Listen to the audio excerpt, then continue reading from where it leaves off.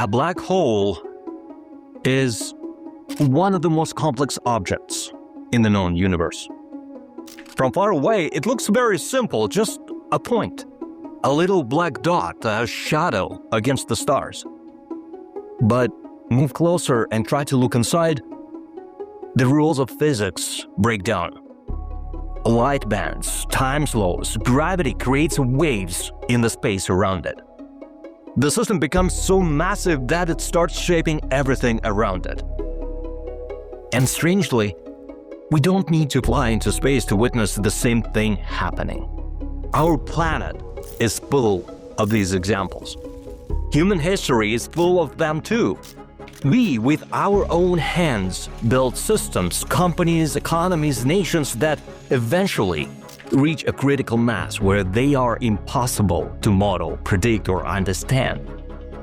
They pull in capital, talent, attention, power, develop their own gravity, and distort the world around them. And to see how this happens, I want to look at one such system that started with almost no mass at all.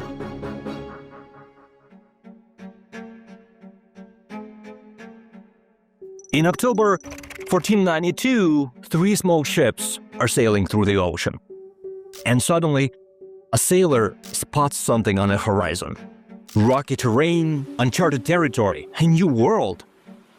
The explorers don't know what they found, because there was nothing there. No gold, nor silver, no spices. The Spanish would find their fortune further south. The settlers who landed here found rocky coasts, harsh winters, and soil that fought back.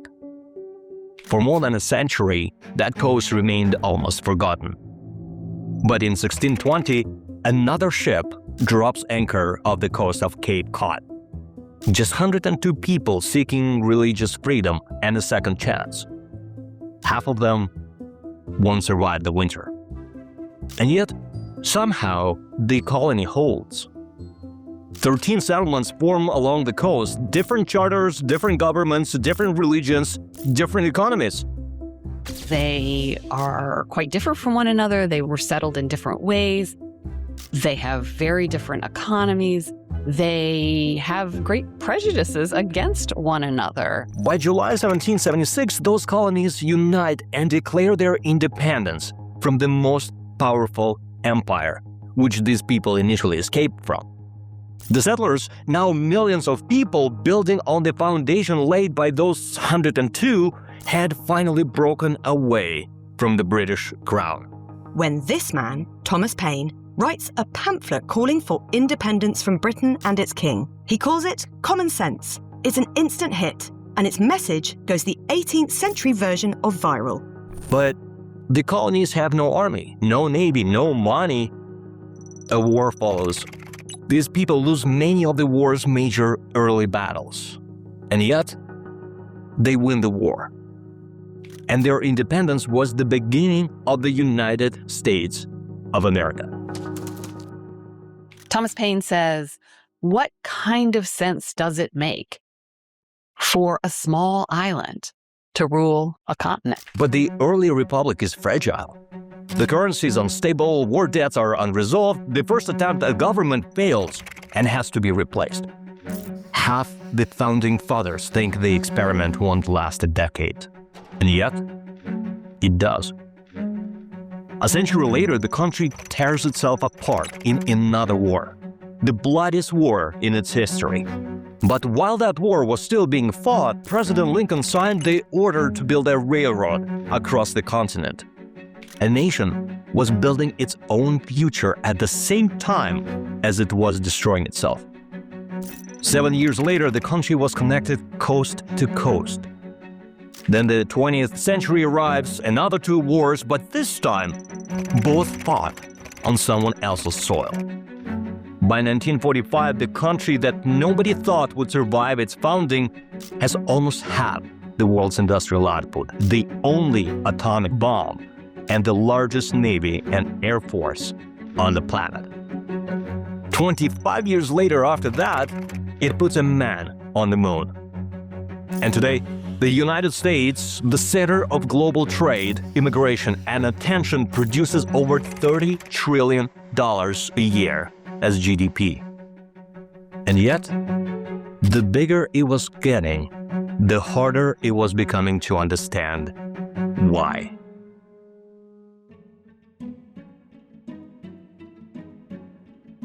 The United States arguably won the geography lottery. Two vast oceans on the east and west serve as both defensive shields and trade superhighways. The climate is temperate, the arable land is enormous, nearly 1 billion acres of farmland. With a population of around 350 million people, that's almost 3 acres per person, or more than 2 full-sized football fields. The Great Lakes provide vital trade routes to Canada, the Mississippi River runs through the heart of the continent, valuable resources sit underground: copper, iron, oil, natural gas. Every great empire had geography on its side. Rome had the Mediterranean, a sea that connected 3 continents. Britain had the English Channel and access to every ocean on Earth. Persia had trade routes between the East and the West. But geography cuts both ways. Under Genghis Khan, Mongolia became a vast empire, when mobility across open grassland was the ultimate military advantage.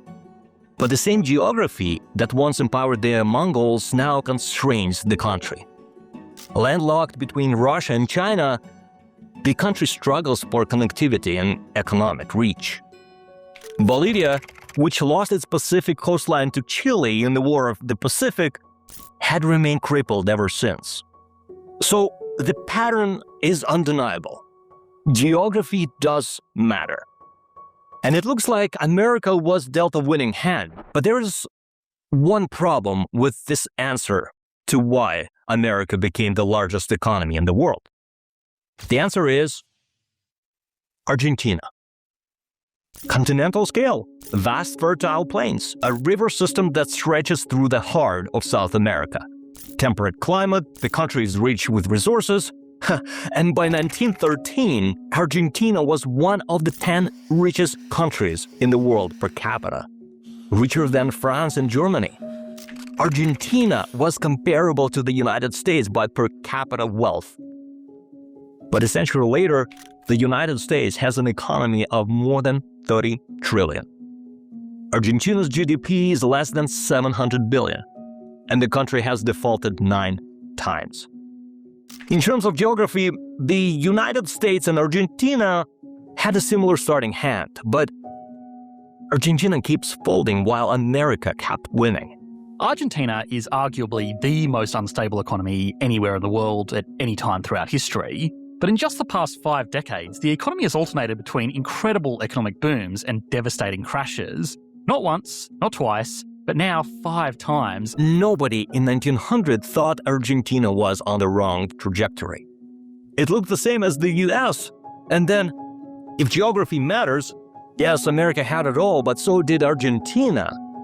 And it didn't become the largest global economy, or even the second largest. It almost feels like there's something uniquely American that explains the system and its economic power. So maybe let's brainstorm together.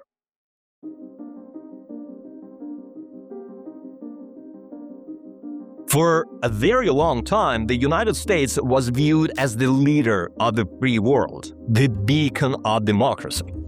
Despite the challenges, the United States has, for the most part, functioning rule of law. Property rights, contract conformance, stable elections, relatively stable. Those things really matter. Political stability acts as a magnet to attract investors, business founders, immigrants, and political stability comes from countries' institutions. And when we see today more innovation, more investment, and more level playing field in places such as the United States or Canada than in Mexico, Peru, or Bolivia, those are the continuations of these trends that had started in an institutional and political way. Great Britain once was the greatest empire in the world. So was the Roman Empire. So maybe that's the answer to American growth trajectory. Many of American institutions are inherited from British and Roman empires. But the problem with this argument is that the United States is not the only country that borrowed elements from the British or Roman political systems. There are numerous other democracies. Similar governance systems, some with even more political freedoms, even stronger democratic institutions. European economies mostly were able to have exemplary growth rates over the last 60 years. And they have achieved this, not surprisingly, based on building democratic political institutions that created stability and created the level playing field necessary for economic growth. Yet, there's only one $30+ trillion economy. Okay, so maybe it's the resources then. America sits on a continent rich in everything an industrial economy needs. Oil, gas, coal, timber, water, you name it. But Russia has resources. Brazil has resources. Canada has resources.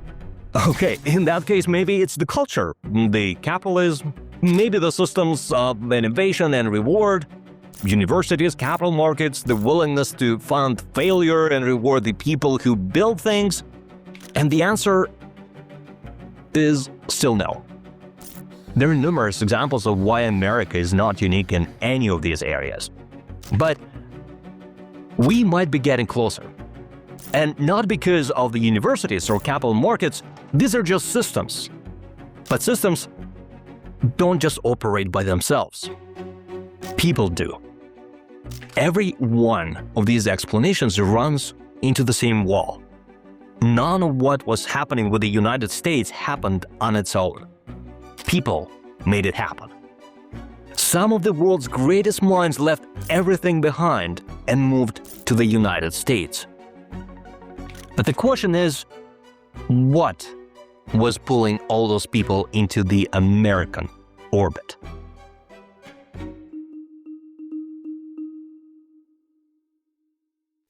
In 1666, a young man was sitting under a tree at his family home in England, and an apple fell.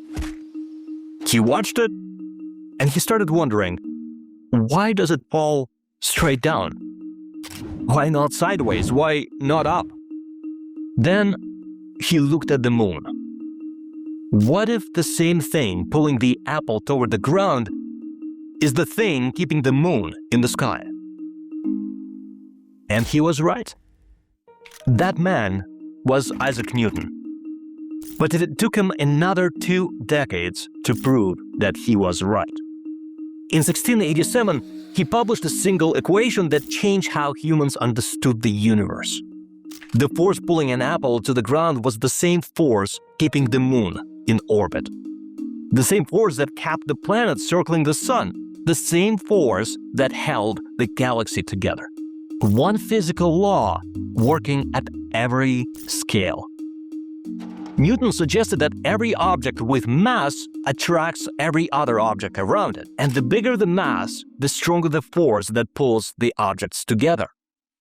But 2 centuries later, Einstein refined the picture. He theorized that gravity isn't really a force pulling things together with some invisible strings, but instead, massive things like the stars and the planets simply bend the space around them. The way a bowling ball bends the trampoline. Other things, the moon, the planets, even light, just follow the bends. So Einstein thought the objects in the universe were not being pulled, they were just rolling through the space towards the larger object. Clear as day, right? But whether you believe Newton or Einstein, back on Earth we have our own massive objects with their own gravitational pulls. At a certain tipping point, a large enough system starts following the same physical laws. Think about it. Capital flows to capital. The biggest financial centers attract the biggest deals. The biggest deals attract more capital, and reserve currencies remain reserve currencies because they are reserve currencies. 1945, the United States had 80% of the world's money. Gold was money at the time. It had half the world's GDP. It had a monopoly on military power. So the U.S. set the world order. That's why the United Nations is in New York. Washington, D.C. has the IMF and the World Bank. The cycle continues. Talent flows to talent, attention flows to attention, When a system has reached critical mass, it pulls in everything around it. Look at Rome at its height, 5 million square kilometers. Roads connecting Britain to Mesopotamia, a single currency from York to Damascus. The system was running itself. Rome wasn't winning every battle because of any single brilliant military decision. Often, Rome was winning before a battle even began, just because Rome was Rome. A complex system of success, power, and size. The empire had so many moving parts that no one thing was going to make or break it. The gravity was doing the work, but the bigger Rome got, the harder it became to hold it together. And the empire started cracking under its own weight. The army was getting exponentially more expensive to maintain, the currency had to be devalued to pay for it all. The political center was fragmented under the weight of too many competing factions. But from the inside, Rome felt eternal. And so did the British Empire. A quarter of the world's land, a quarter of the world's population, command of the seas. At a certain point, London became the world's capital, and gravity took over. Capital flowed to capital, talent flowed to talent. The city remained the primary hub for international trade for over a century. But the cost of empire was already starting to exceed its returns. Internal conflicts were widening, and Britain was depending on overseas systems it no longer fully controlled. From the inside, the empire still felt eternal, just like Rome. The cracks only became visible much later. And then there's the United States, the largest of the three, not by landmass, but in terms of political, economic, physical, and arguably cultural dominance. By every gravitational signal, capital concentration, talent concentration, reserve currency dominance, the system is growing itself. In 2026, the American dollar accounted for nearly 60% of all global currency reserves. The majority of the world's most valuable companies are American. American universities lead global research rankings, the best engineers still move to Silicon Valley or Texas, and foreign capital still flows into American markets. America's size causes it to keep growing. The American gravity makes the growth feel permanent, no matter what happens in the world. And just like in Britain and Roman empires, from the inside, America feels eternal. But right now, the United States has the healthiest demography of all of the G20 countries except for Argentina. It's the largest economy by far. It's the least involved in international trade. And it has rule of law. Or are we just ignoring the cracks? In business, the same pattern shows up. The largest companies get larger because they are the largest. Capital flows, the most talented people are begging to work for those companies. Their products become default choices for millions of people for decades. I bet you're watching this on an iPhone or an Android or a PC running Windows. Many hedge funds used to park their capital with Apple or Microsoft just because they were Apple and Microsoft.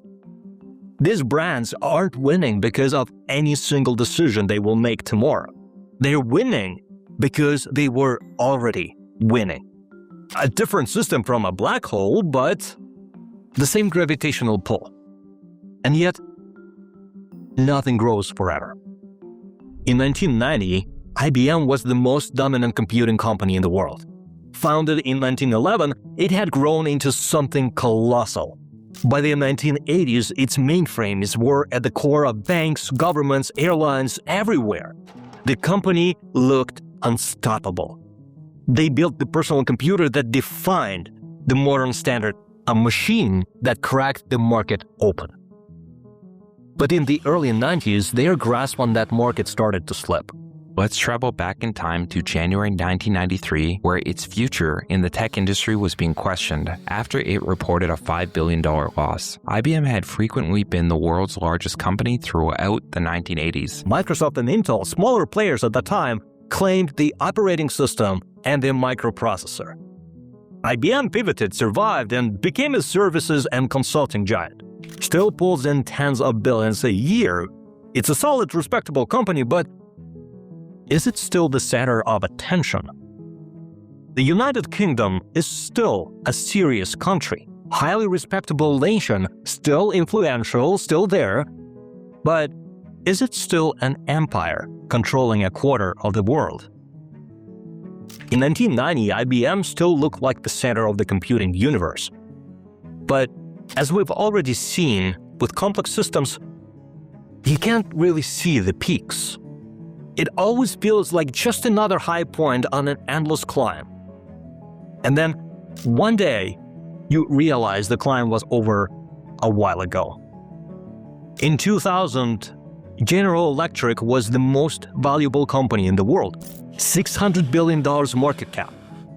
By 2021, it was being caught up and sold for parts. Pan Am defined American air travel for more than 60 years, bankrupt in 1991. And Toys R Us, 70 years, the bright star for generations of kids, and now being pulled apart by debt and a much bigger gravity, Amazon.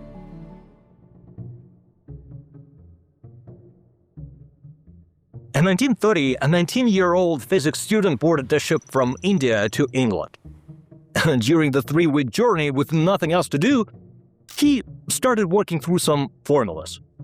He was trying to figure out what happens when a star runs out of fuel. And what he realized was something nobody had noticed before. Above a certain mass, no known force in the universe can stop a dying star from collapsing. Nothing. When core hydrogen runs out, the stars expand into giants or supergiants. The massive stars can fuse heavier elements until iron forms, which ends fusion and triggers the collapse. Past that line, gravity always wins. That student's name was Subramanian Chandrasekhar. A few years later, he tried presenting his math at the Royal Astronomical Society in London. But the most famous astrophysicist of the time, Arthur Eddington, publicly dismissed the math. He called it stellar buffoonery. He said it couldn't possibly be right, crushed Chandrasekhar's reputation in front of the entire field. But Chandrasekhar was right. 50 years later, he won the Nobel Prize for the same math Eddington had ridiculed. By then, we'd confirmed that stars really do end in different ways, and the path each one takes depends on a single number, its mass, while it was burning. Imagine a hot air balloon with a small, dense core in the middle of it. That core pulls everything in, and the heavier it gets, the stronger its pull. As long as hot air keeps pumping, the balloon stays inflated. But when the fuel runs out, the core takes over. It starts squeezing the balloon smaller and smaller, and as the sides collapse into the core, they make the core heavier and its pull even stronger. For the largest stars, this endless collapse eventually ends in a supernova, an event so bright it outshines an entire galaxy for weeks. And what's left behind depends on how heavy the core still is. If it's heavy enough, gravity keeps winning. Nothing can hold the star up. Nothing can escape. Not asteroids, not planets, not even light. What's left is a black hole. A spot in space so heavy that anything that gets close falls in and never comes out. Other lighter stars don't collapse that way. What's left of them is a neutron star. It could be as small as the size of a city but have the mass of the sun. So dense that a sugar cube of that star would weigh as much as Mount Everest.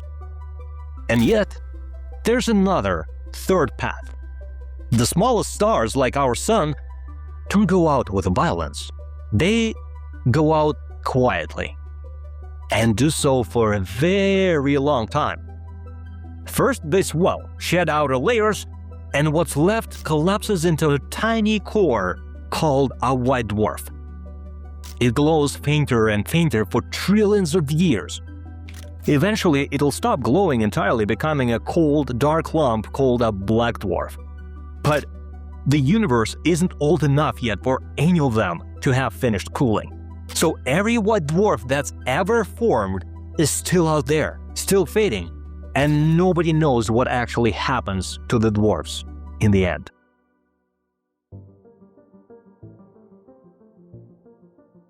When I started my very first business, it was very simple. I had an idea, a client showed up, I did the work, they paid me. That was the whole system. And then I hired someone. Now there were two of us, and we had the same opinion about what mattered, but different ideas on how to get there. Then there were 10 of us, then 30, and each person showed up with their own way of operating. We all had our own values, beliefs, communication styles.